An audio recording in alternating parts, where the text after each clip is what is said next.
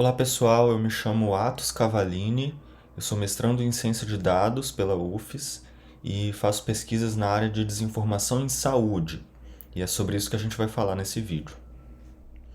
Bom, como vocês já devem ter notado nos últimos anos, a gente tem sido cada vez mais bombardeados com desinformação, fake news, mentiras, notícias sensacionalistas e mais um monte de outros termos que representam o que a gente chama de desordem informacional, que engloba tudo aquilo que contribui de forma negativa para o nosso processo de informação.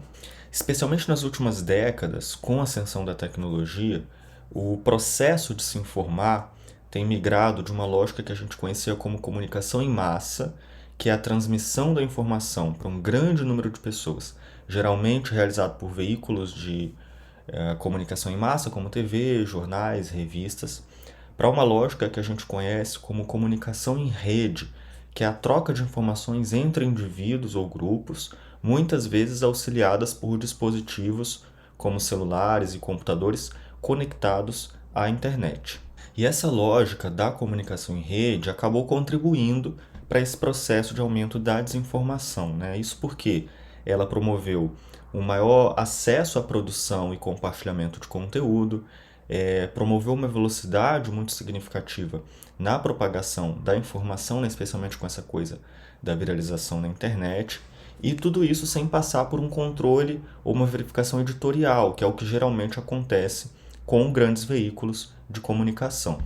E não só isso, ainda existe o fato da gente estar recebendo uma informação não de um jornal de papel ou de um apresentador que está na televisão ou no rádio, mas de uma pessoa que muitas vezes a gente conhece, que faz parte do nosso ciclo social, que muitas vezes tem um vínculo afetivo com a gente. E isso altera a forma como a gente lida com a informação, traz um peso diferente no momento em que a gente avalia a importância, a relevância e especialmente a veracidade daquela notícia que a gente está recebendo. Bom, e na área da saúde não tem sido diferente, né?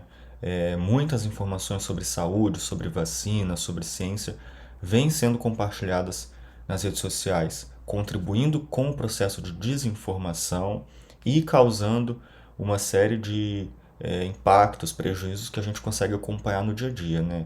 Autodiagnóstico, automedicação, o surgimento de uma série de tratamentos alternativos sem embasamento e especialmente nos últimos anos, e que é o que a gente tem falado aqui no curso, a hesitação e a baixa cobertura vacinal.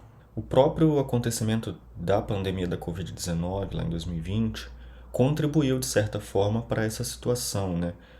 Não só pelo momento de vulnerabilidade emocional que todos nós estávamos no mundo inteiro, né? Um momento de dúvidas, de muito medo, de perdas, mas também pela inexistência, pelo menos num primeiro momento, de um tratamento e de políticas de prevenção bem definidas, né? Isso acabou abrindo espaço para a criação de teorias, de hipóteses e para a disseminação de mentiras sobre a própria doença, sobre o tratamento e sobre o desenvolvimento das vacinas.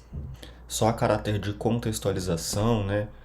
Numa pesquisa feita ainda lá em 2020 aqui no Brasil, 34% das pessoas afirmavam que já tinham acreditado em pelo menos uma fake news sobre a vacina.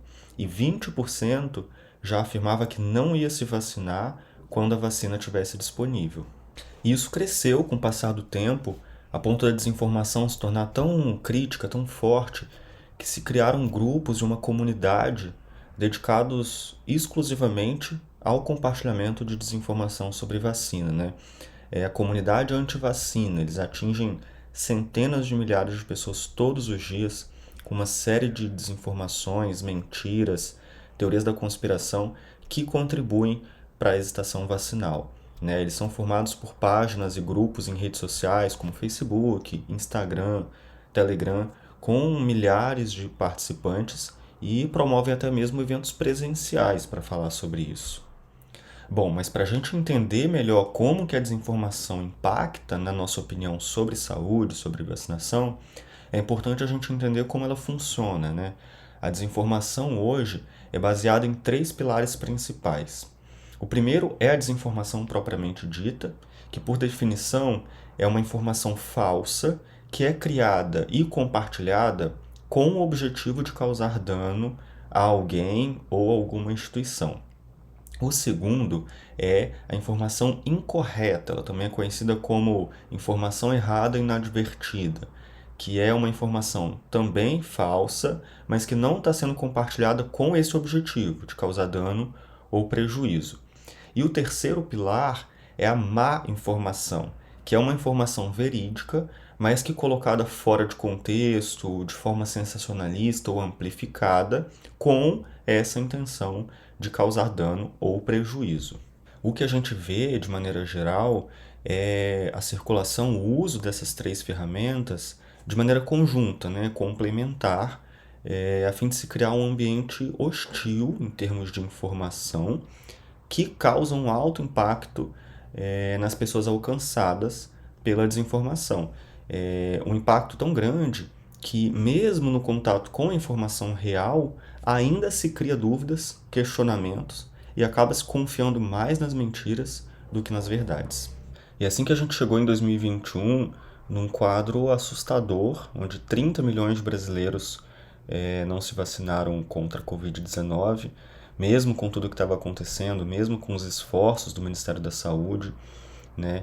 Isso impactou outras doenças, inclusive. Né? Na campanha de vacinação contra a poliomielite, 70% do público-alvo estava com as doses atrasadas. E aí vocês devem estar se questionando, como que a gente faz para reverter esse quadro que a gente tem vivido, né? Como que a gente faz para combater a desinformação? Eu costumo falar que a luta contra a desinformação de uma maneira muito combativa, né, no tete a tete, acaba sendo uma luta muito injusta, porque são muitos os artifícios, as ferramentas que fazem com que a desinformação circule entre as pessoas e as impacte de uma maneira muito efetiva. Então a luta contra a desinformação tem que ser uma luta estratégica, com foco em ações mais assertivas e que promovam a melhoria da qualidade do processo de informação a médio e a longo prazo.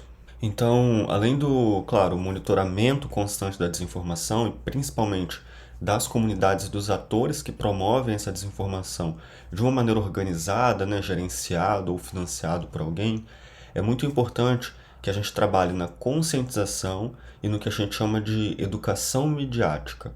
Essas são as ferramentas que são capazes de provocar no próprio cidadão o senso crítico que é necessário para a gente consumir informações de uma maneira saudável, né? Sabendo determinar o que é verdadeiro, o que é falso, o que é relevante, contribui para o nosso aprendizado daquilo que acaba sendo prejudicial. Essa conscientização, além de um papel do Estado, claro, também pode ser feita pelos profissionais de saúde. Isso porque são vocês que têm o contato direto com o público-alvo. E também porque o profissional de saúde é muito respeitado pela população de uma maneira geral, né? A população leva em consideração de uma maneira muito significativa a palavra do profissional de saúde. É por isso que é muito importante, nesse contato direto com o público, abrir um diálogo equilibrado, construtivo, em que se possa, aos poucos, sanar as dúvidas, argumentar em prol da eficácia das vacinas e tentar compartilhar da maneira mais clara e objetiva possível um pouco do seu conhecimento. É muito importante também que esse diálogo seja feito sem criar nenhum tipo de fricção, né? Sem colocar as informações de uma maneira muito impositiva ou muito agressiva. Isso porque, como a gente já comentou anteriormente, a predisposição à desinformação pode estar associada também a um momento de fragilidade das pessoas. Então, é importante também que elas se sintam acolhidas nesse processo. O diálogo tem que ser bilateral, né? A gente precisa praticar o que a gente chama de escuta ativa, ouvindo com bastante atenção as opiniões e as informações trazidas por esse público, né? Assim como num diagnóstico, é preciso compreender se aquela pessoa está exposta à desinformação, o que ela tem recebido e lido que possa impactar na sua hesitação vacinal, para que assim seja possível desmentir essas informações, essas notícias falsas apresentadas por essa pessoa, mas também monitorar o que pode estar acontecendo naquela comunidade que pode promover ou que esteja promovendo a hesitação vacinal, da comunidade como um todo. E aí sim levar essas percepções para secretarias municipal, estadual de saúde ou outras instituições, para que seja possível traçar estratégias de comunicação em conjunto ou pensar em ações mais estratégicas de conscientização. Portanto, o papel do profissional de saúde vai muito além do cuidado ou da simples administração de uma dose de vacina, né? Vocês têm o poder de transmitir confiança, transmitir conhecimento. Cada interação com a população é uma oportunidade de educar, de dissipar mitos e de fortalecer essa confiança na ciência e na saúde pública. Por isso é muito importante que a gente continue se atualizando, aprimorando as nossas habilidades de comunicação e contribuindo para a construção de uma sociedade mais saudável e mais informada. Juntos é que a gente vai superar o desafio da desinformação, retornar aos bons padrões de cobertura vacinal do Brasil e garantir a proteção e o bem-estar da população brasileira.